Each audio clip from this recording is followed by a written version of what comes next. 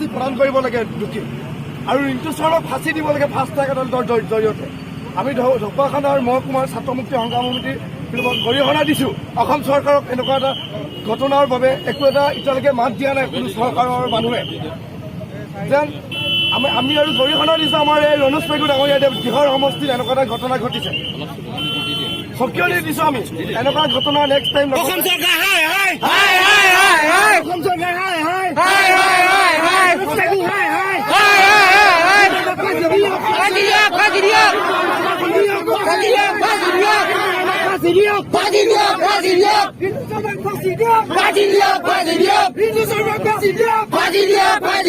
We want justice! We want justice!